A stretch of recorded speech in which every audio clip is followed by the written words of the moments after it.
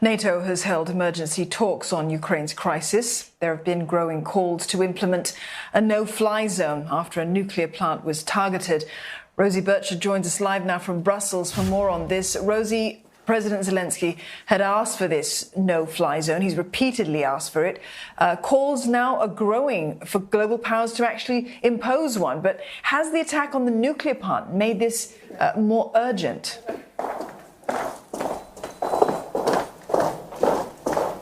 Well, Dawn, there were certainly words of shock and outrage as NATO allies filed into the talks this morning.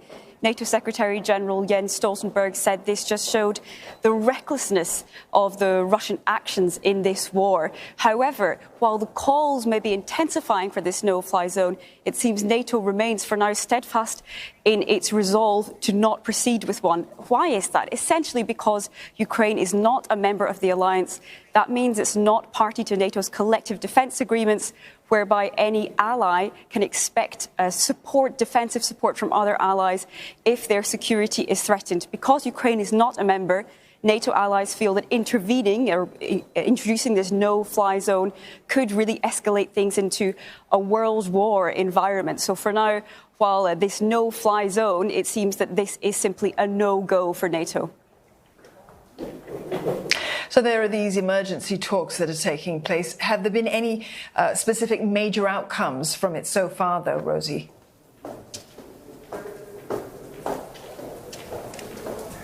Well, the talks among NATO allies have overrun. We're expecting a press conference shortly.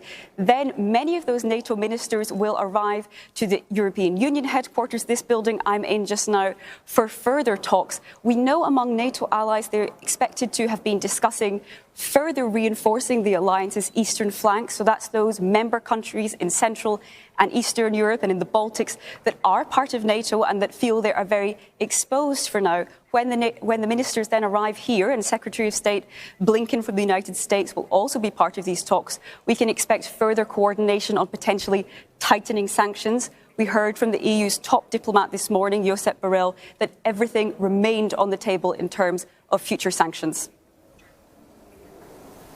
Rosie, thank you for that update. Rosie Birchard there in Brussels.